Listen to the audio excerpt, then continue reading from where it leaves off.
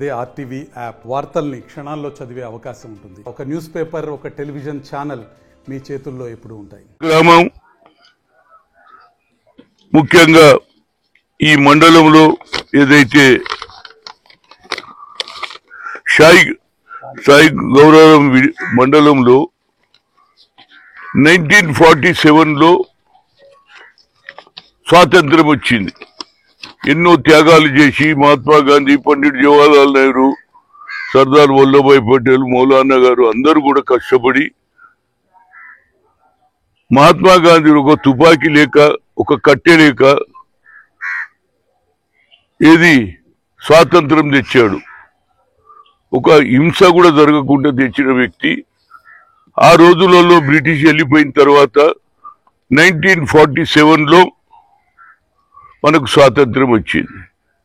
అప్పుడు చాలా మంది ఏది రాజులు, పెత్తందారులు అందరూ కూడా ఉండి ఎన్నో సంస్థానాలు ఉండే.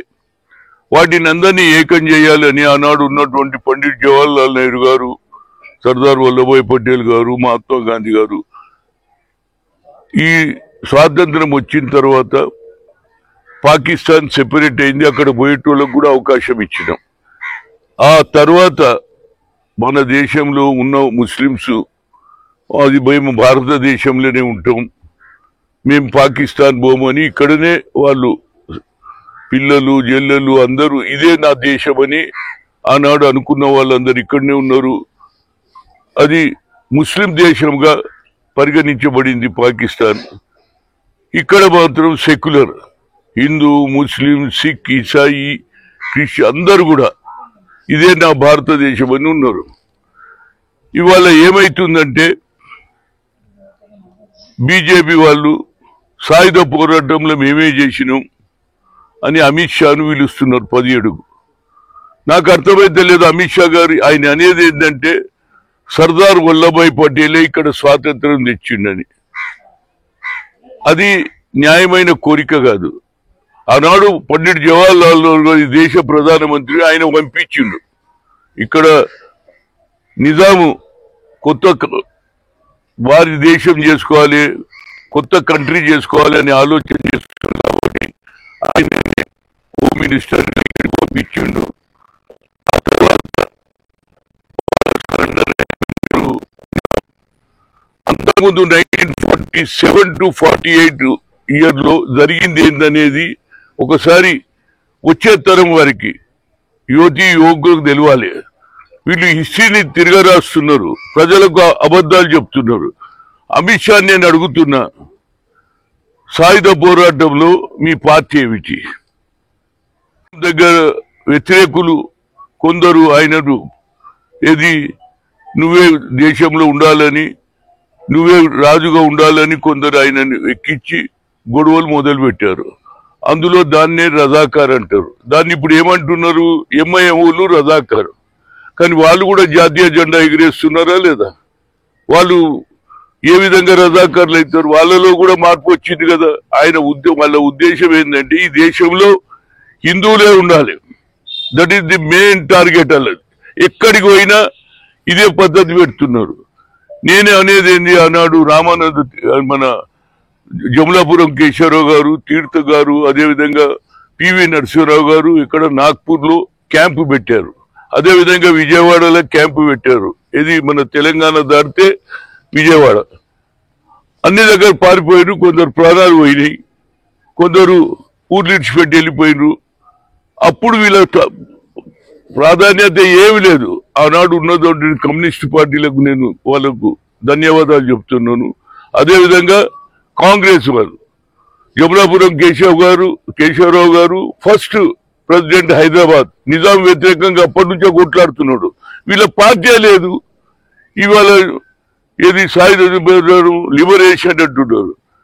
ఏం లిబరేషన్ తెచ్చిండ్రా బాబు? ఆనాడు అన్ని రాష్ట్రాలలో, అన్ని దేశాలలో మన భారతదేశంలో ఉన్న రాజులు ఏదైతే సంస్థాధిపతులు వాళ్ళందరినీ కూడా ఒక తాటి మీద తెచ్చినాం. అందులో ఆయన కూడా ఒప్పుకున్నాడు, నేను ఇంట్లోనే ఉంటాను. అది అయిపోయింది. ఇప్పుడు వీళ్ళు ఏమంటారంటే మీరు లిబరేషన్ అనాలి. అరే భయ్, నువ్వు లిబరేషనా కాదా? మీ పార్టీ ఏమున్నది? అసలు అమిత్ షా ఏమంటాడంటే సర్దార్ వల్లభాయ్ పటేల్ వల్లనే వచ్చిందంటాడు. ఇది న్యాయం కాదా? ఎవరు పంపించారు? Pandit Jawaharlal Nehru as a prime minister second year. ప్రధానమంత్రి ఆనాడు ఉన్నటువంటి ప్రధానమంత్రి చొరవ తీసుకొని నన్ను పంపించిండు. అప్పుడే ఇప్పుడైతే సాయుధాలు వచ్చినాయో, ఏది మిలిటరీ వచ్చిందో భయపడిపోయి ఆయన విత్డ్రా అయిపోయిండు. కానీ అప్పుడు ఏమైంది? 1947లో స్వాతంత్రం భారతదేశంలో వచ్చిన తెలంగాణలో రాలే, జాతీయ జెండా ఎగిరేలే. ఇది తెలుసుకున్నటువంటి విద్యార్థులు, వల్లాల గ్రామంలో ఉన్నటువంటి స్కూల్ పిల్లలు, మనం కూడా ఎందుకు జెండా ఎక్కియారు? 47లో అయింది కదా, 48 వచ్చింది. అరే మనం ఎక్కిస్తామని 10 మంది పిల్లలు ఎక్కించిండ్రా.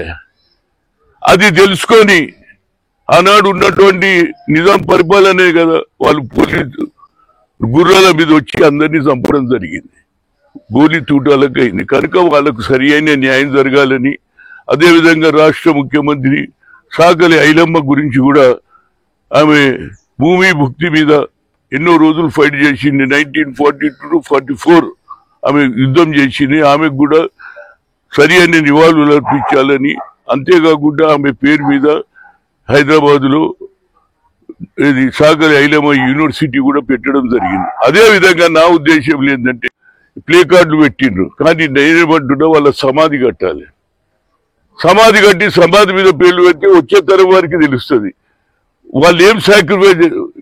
అందరు ఏం చేస్తున్నారంటే పాత హిస్టరీని మర్చి కొత్త హిస్టరీ తయారు చేస్తున్నారు. కొత్త విధానం అయిపోయింది. History is the history. వాళ్ళు ప్రాణాలకు తెగించిందా లేదా? అంటే దేశ స్వాతంత్రంలో మేము పార్ట్ చేయకున్నా, దేశ స్వాతంత్రం వచ్చినప్పుడు జెండా ఎక్కించే అధికారం లేదా అని ఎక్కించిండ్రు. ఎక్కిస్తే వాళ్ళు మీరు ఎట్లా ఎక్కించిందని గుర్రాల మీద వచ్చి ఈ గ్రామంలో ఫైర్ చేసి 10 మందిని చంపారు. మా దగ్గర రికార్డు ఒక్కటే 9 ఉన్నది. ఆ 10 మంది ఇంకో పేరు కూడా తెలుసుకొని ఆ 10 మంది పేర్లు ఆ సమాధి మీద పెట్టాలని ముఖ్యంగా నా ఆలోచన ఏంటంటే, వాళ్ళు 17th నాడు పెద్ద బహిరంగ సభ పెడుతున్నారు, కానీ వారికి అర్హతనే లేదు. కానీ పబ్లిసిటీ పర్పస్, ఎస్ మేము చేసినాం స్వాతంత్రంలో అంటారు. స్వాతంత్రంలో పార్టీ లేదు. పోనీ స్వాతంత్రంలో పండిట్ జవహర్లాల్ నెహ్రూ ఉన్నప్పుడు ఎవడన్నా పోయిండా జైలుకు? అదే పండిట్ జవహర్లాల్ నెహ్రూ గారు ఎంతో మంది పోయిండ్రు జైలుకు. మహాత్మా గాంధీ త్యాగం వల్లనే వచ్చింది. ఆనాడు జైళ్ల పాలై ప్రాణాలు అర్పించిన వాళ్ళకి గుర్తింపు ఉండాలంటే వచ్చే తరం వారికి, ఇది యువతి యువకులకు తెలవాలి. ఈ గ్రామం ఇంపార్టెన్స్ పెరగాలి. నా ఉద్దేశం అది. వల్లాల గ్రామంలో, వల్లాల అనే గ్రామం హిస్టరీలో ఉండాలనేదే నా ఉద్దేశం. భారతదేశం హిస్టరీలో వల్లాల అనే గ్రామంలో జెండా ఎక్కిస్తే 10 మంది విద్యార్థులను చంపినటువంటి ఆనాడు ప్రభుత్వం, అది ఇవాళ మేము దాన్ని పూర్తి చేయాలి అనేది నేను రేవంత్ రెడ్డి కూడా చెప్పాను, అదేవిధంగా ఉత్తమ్కు చెప్పాను, అదేవిధంగా మన ఈ ఏరియా నుంచి పార్లమెంట్ చేసిన కిరణ్ కూడా చెప్పాను. 17 నాడు వస్తారు, ఆనాడు భూమి పూజ చేస్తాం. చేసి అతి తొందరలో సమాధి కట్టిస్తే ఆ సమాధి మీద అందరి పేర్లు ఉండాలి. దేవుని దయతోటి మా మిత్రులు, ఇక్కడ ఉన్న మిత్రులు వాళ్ళ ఫోటోలు కింద చేయగలిగితే ఆ ఫోటోలు కూడా పెడితే బాగుంటుంది అనేది నా ఉద్దేశం. దొరకకపోతే ఓన్లీ పేర్లే ఇప్పుడు మీరు పెట్టినట్టు అది చేస్తే హిస్టరీలో వల్లాల గ్రామంలో త్యాగం చేసిన విద్యార్థులు ఉన్నారని ప్రపంచానికి తెలియాలి. వాళ్ళు ఏదో పబ్లిసిటీ చేస్తున్నారు, మేమే తెచ్చినవి, వాళ్ళు ఏం చేయలే. అయినా కానీ అలా రాష్ట్ర ప్రభుత్వం ఏది 17th నాడు ప్రోగ్రాం కూడా చేస్తున్నారు. చీఫ్ సెక్రటరీ కూడా చెప్పడం జరిగింది. అదేవిధంగా ఇక్కడ కూడా ఆ రోజు నేను ఇక్కడికి వస్తాను, అయినంత మటుకు ఎమ్మెల్యేలు ఎంపీలను అందరిని పిలుస్తాం. ఫౌండేషన్ వేసేస్తే పని మొదలు పెడితే ఒక 2 నెలలు 3 నెలలు అయిపోతే దానికి ఇనాగరేషన్ కూడా ముఖ్యమంత్రిని పిలుస్తాం. మరిన్ని వీడియోస్ కోసం ఛానల్ ని సబ్స్క్రైబ్ చేయండి. లేటెస్ట్ అప్డేట్స్ కోసం వాట్సాప్ ఛానల్ ని ఫాలో చేయండి. అండ్ లింక్ డిస్క్రిప్షన్ లో ఉంది.